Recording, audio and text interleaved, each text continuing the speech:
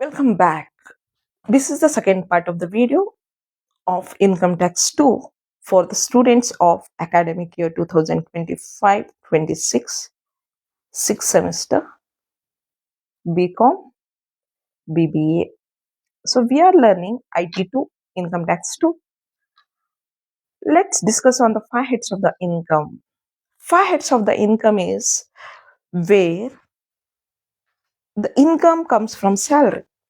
Income from salary ಅಂದ್ರೆ ಅರ್ಥ working for someone on a salary basis. ಈಗ ನೀವೊಂದು ಕಂಪನಿಗೆ ಕೆಲ್ಸಕ್ಕೆ ಸೇರ್ಕೊಳ್ತೀರಾ, ಆ ಕಂಪನಿಗೆ ಸೇರಿದ ನಂತರ ಅಲ್ಲಿಂದ ನಿಮಗೆ ರೆಗ್ಯುಲರ್ ಆಗಿ ಮಂತ್ಲಿ ಒಂದು ಸ್ಯಾಲ್ರಿ ಬರ್ತಾ ಇರುತ್ತೆ. So that income is considered as a income from salary. ಅಲ್ಲಿ ನಿಮಗೆ ಕೆಲವೊಂದು ಎಕ್ಸಂಪ್ಷನ್ ಸಿಗ್ಬೋದು, ಲೈಕ್ HRA, LTA, ಆ ರೀತಿ ಕೆಲವೊಂದು ಎಕ್ಸಂಪ್ಷನ್ ಸಿಗುತ್ತೆ, ಕೆಲವೊಂದು ಡಿಡಕ್ಷನ್ ಸಿಗುತ್ತೆ. ಜೊತೆಗೆ ನಿಮಗೆ ಕೆಲವೊಂದು ಫ್ಯಾಕ್ಟರ್ ಸ್ಯಾಲ್ರಿನಲ್ಲಿ ಸಿಗುವಂತ benefits, French benefits, Perk, visits ಅದನ್ನೆಲ್ಲ ಕನ್ಸಿಡರ್ ಮಾಡಿ ಟೋಟಲ್ ಓವರ್ ಆಲ್ ನಿಮ್ದು ಇನ್ಕಮ್ ಫ್ರಮ್ ಸ್ಯಾಲ್ರಿ ಎಷ್ಟು ಅಂತ ಕ್ಯಾಲ್ಕುಲೇಟ್ ಮಾಡುವಂಥದ್ದನ್ನ ನೀವು ಆಲ್ರೆಡಿ ನಿಮ್ಮ 5th ಸೆಮಿಸ್ಟರ್ ಅಲ್ಲಿ ಕಲ್ತಿರ್ತೀರ. ಸೊ ಇಲ್ಲಿ next is income from house property.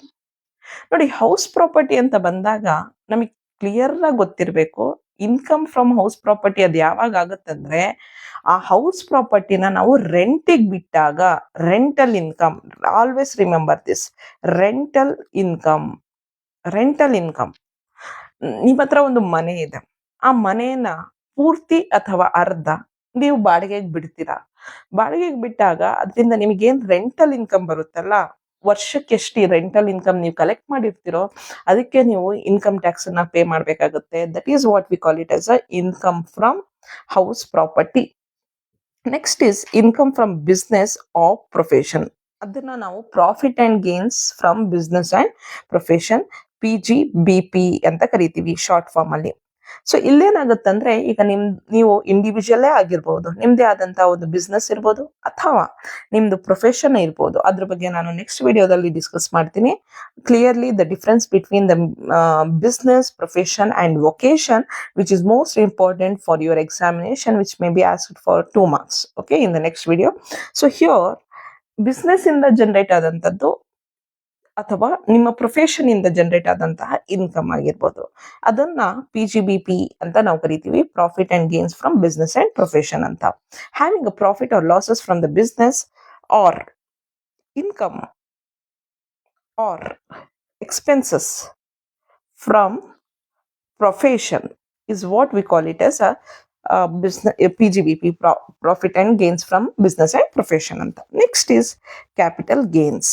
So ನೋಡಿ, ಏನಾಗುತ್ತೆ, ನಮ್ಮ ಹತ್ರ ಯಾವುದೋ ಒಂದು ಲಾಂಗ್ ಟರ್ಮ್ ಅಸೆಟ್ ಇರುತ್ತೆ. ಕ್ಯಾಪಿಟಲ್ ಅಂದ್ರೆ ಲಾಂಗ್ ಟರ್ಮ್.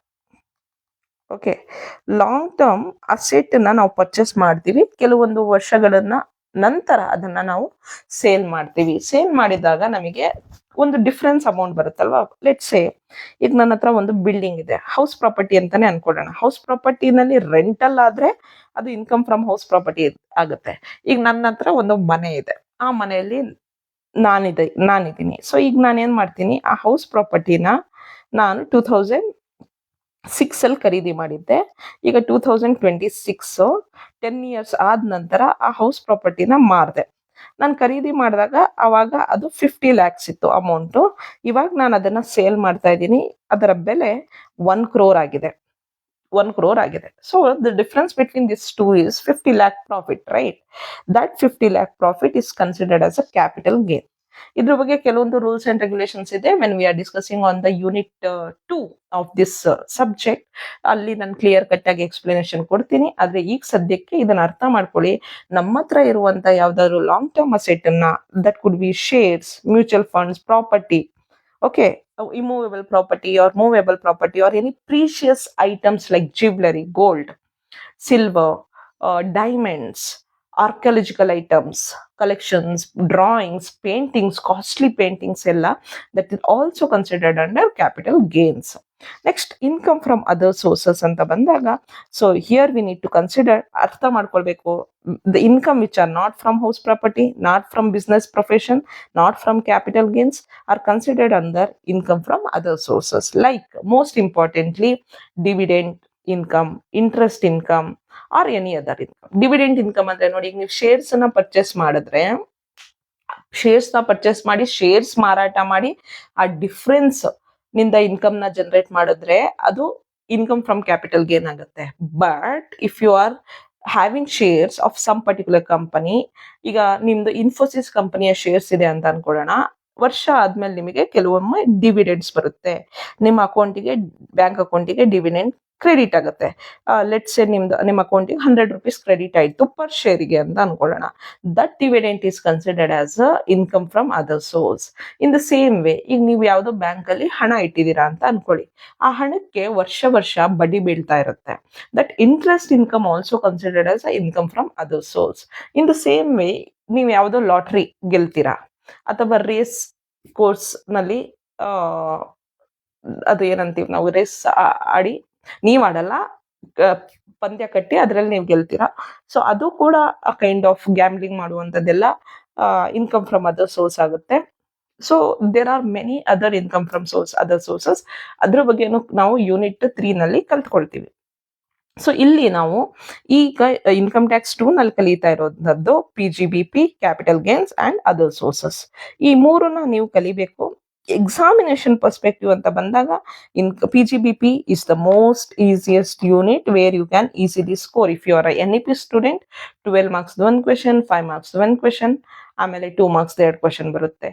ಸ್ಕಿಲ್ ಡೆವಲಪ್ಮೆಂಟ್ ಅಲ್ಲೂ ಕ್ವೆಶನ್ ಬರ್ಬೋದು. Ultimately at least nearly 20-21 marks you can get it from one unit. Even capital gains ಇಂದ ಕೂಡ ನಿಮಗೆ ಬರುತ್ತೆ, ಅದರ್ ಸೋರ್ಸ್ ಇಂದನೂ ಬರುತ್ತೆ questions. So fine. So here focus is needed, and also when you are learning income tax you cannot skip the videos. ನೋಡಿ ಏನಾಗುತ್ತೆ ಗೊತ್ತಾ, ನನಗೆಲ್ಲ ಗೊತ್ತು ಅನ್ನುವಂಥದ್ದು ಬೇಡ. ಏನಂದ್ರೆ ಥಿಯರಿಟಿಕಲಿ ನಮಗೆ ಬೇಸ್ ಎಷ್ಟು ಚೆನ್ನಾಗಿರುತ್ತೆ ಇನ್ಕಮ್ ಟ್ಯಾಕ್ಸ್ ಸಬ್ಜೆಕ್ಟ್ ಅಲ್ಲಿ, ಎಷ್ಟು ಚೆನ್ನಾಗಿ ನಾವು ಇಂಟರ್ಪ್ರೇಟ್ ಮಾಡ್ತೀವಿ, ಎಷ್ಟು ಚೆನ್ನಾಗಿ ನಾವು ಅರ್ಥೈಸ್ಕೊಳ್ತೀವಿ ಕಾನ್ಸೆಪ್ಟನ್ನ, ಅದು ನಮಗೆ ಪ್ರಾಬ್ಲಮ್ಸ್ ಸಾಲ್ವ್ ಮಾಡೋದಕ್ಕೆ ಸಪೋರ್ಟ್ ಮಾಡುತ್ತೆ. ಇದು ಅಕೌಂಟಿಂಗ್ ತರ ಅಲ್ಲ, ಅಥವಾ ಫೈನಾನ್ಷಿಯಲ್ ಮ್ಯಾನೇಜ್ಮೆಂಟ್ ತರನೂ ಅಲ್ಲ. ಇನ್ಕಮ್ ಟ್ಯಾಕ್ಸು ನೀವು 60% ಥಿಯರಿ ಮೇಲೆ ಫೋಕಸ್ ಮಾಡಬೇಕು. ಯಾಕೆ ಅಂದ್ರೆ ಎಕ್ಸಾಮಲ್ಲಿ 60% ಥಿಯರಿ ಕೇಳಲ್ಲ, ಎಕ್ಸಾಮ್ ಅಲ್ಲಿ ಪ್ರಾಬ್ಲಮ್ಸೇ ಕೇಳೋದು. ಆದ್ರೆ ಆ ಪ್ರಾಬ್ಲಮ್ಸ್ ಮಾಡೋದಿಕ್ಕೆ ನಿಮಗೆ ಥಿಯರಿ ಇಸ್ ದ ಬೇಸ್. ಇಲ್ಲಿ rules and regulations are the base. So it's important for you to understand each and every aspect of every unit so that you can better perform in your examination. Okay, let's begin with the profit and gains from business and profession in the next video. Thank you so much.